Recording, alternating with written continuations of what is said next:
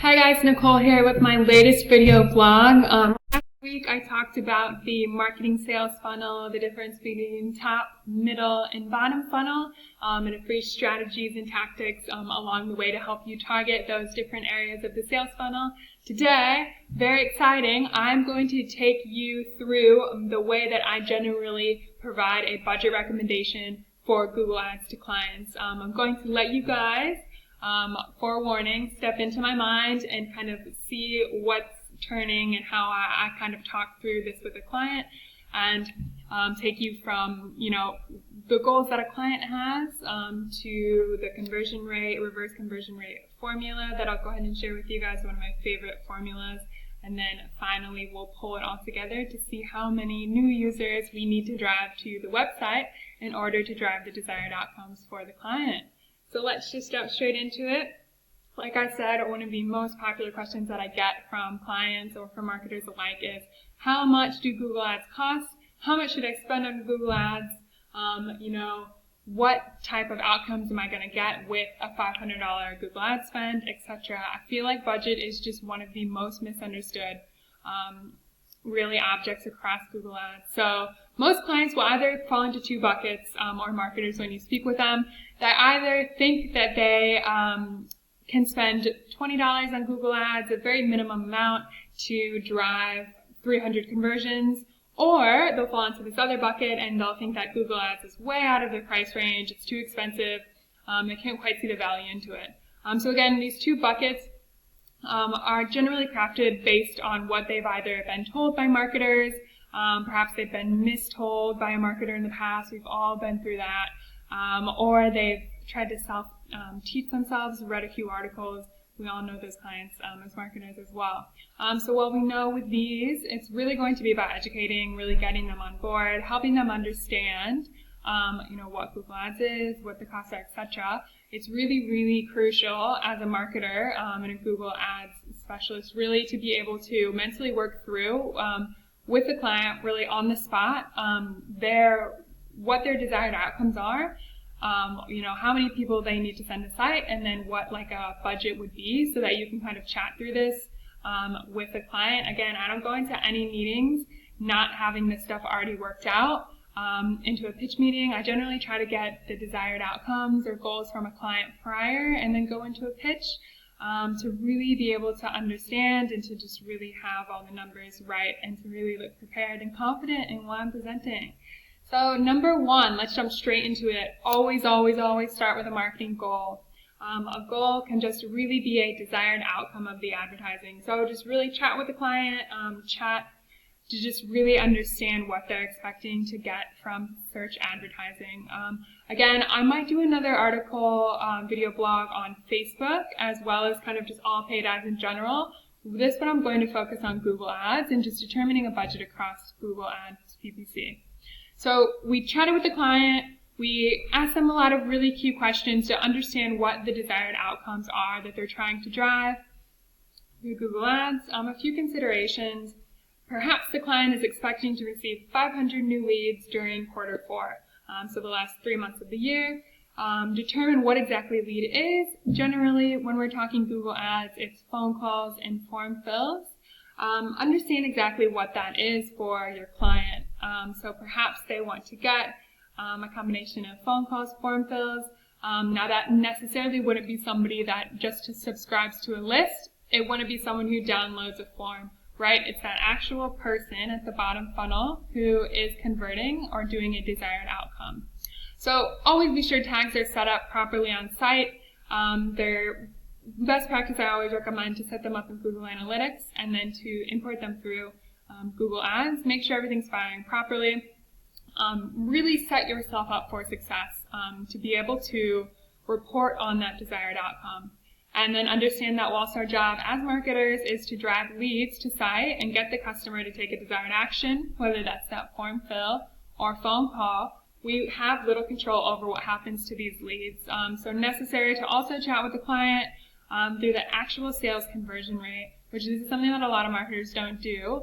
But this is basically looking at those 10 to 15 form fills and phone calls that they got throughout the month.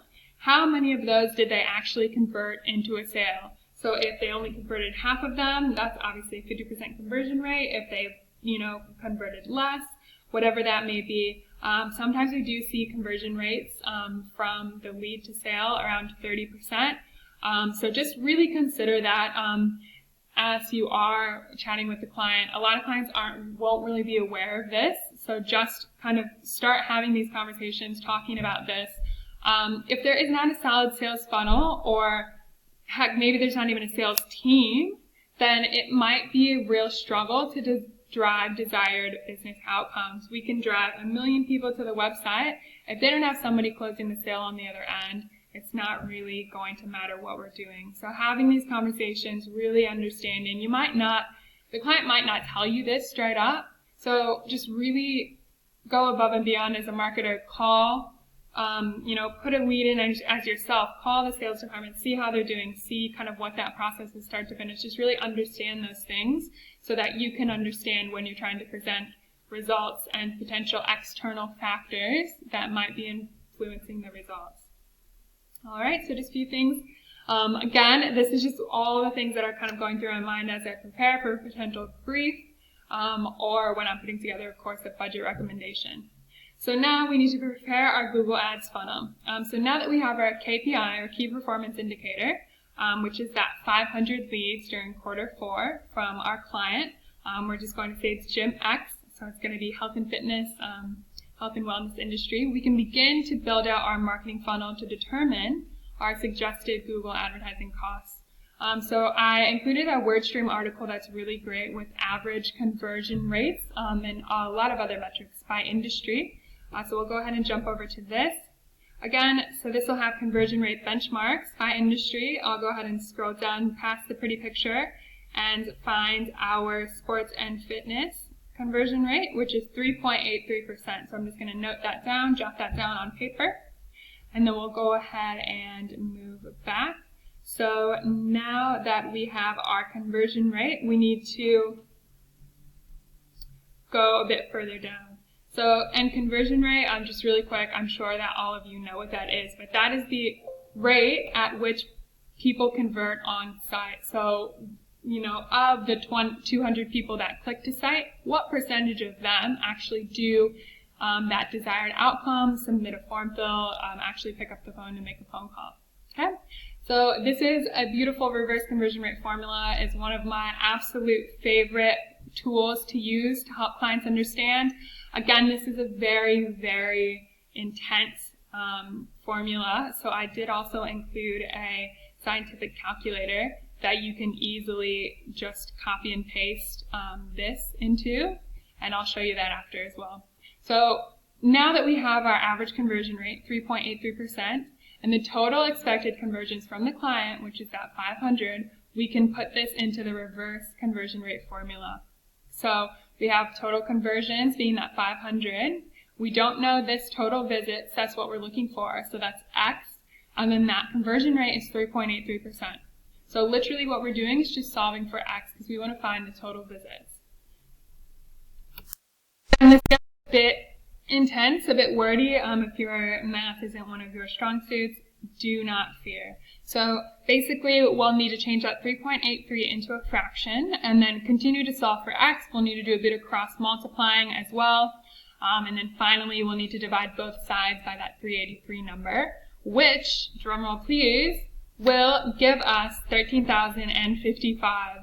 Now I rounded that up. It was 13,054, very long number. So I just go ahead and round that up. Again, what we can do is copy this thing here, and the scientific calculator link is right down here, so go ahead and use that. It's really great to just use that to kind of get the hang of this before. And then we'll go ahead and just remove that unknown. And then we'll go ahead and go here. And this will literally, it's so amazing, will give us the answer down below here. So X equals this number divided by 383. And that will give us our answer here. So please feel free to use this scientific calculator just whilst you're getting the hang of this conversion rate formula. It's just really easy. If you're a math gun and you really like to really get into the solving for x, etc., go ahead and just use the formula manually. Whatever you prefer. So, however you get there, our total number is 13,055. So, what's next? So, that 13,055 is actually that total visits. So, I'll go ahead and scroll back up just so that we can see. So, our total conversions was 500. The total visits that we need to get is 13,055. And now how to quickly check that 13,000 number is all you have to do is you have to put, you want to find what 3.83% of 13,055 is, and hopefully it's 500.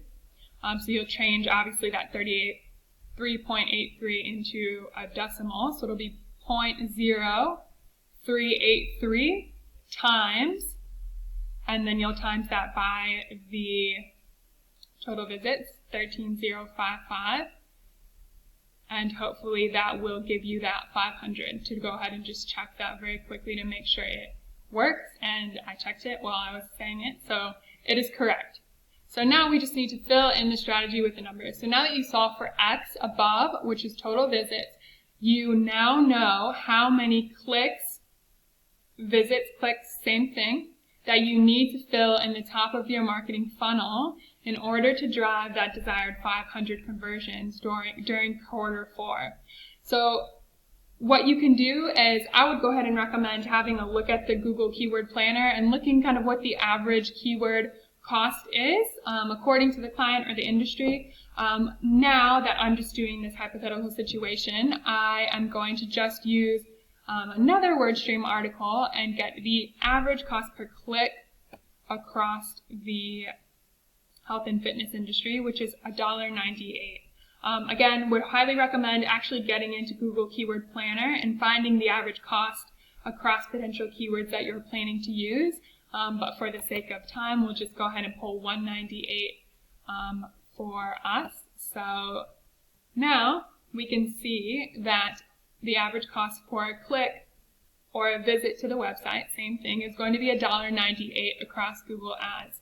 Of course, this will greatly depend on a lot of things, how your Google Ads are set up, competition in the market, but we're just kind of getting an idea, and this is a way to just mentally start thinking through these things, on the spot and prior to chatting with the client.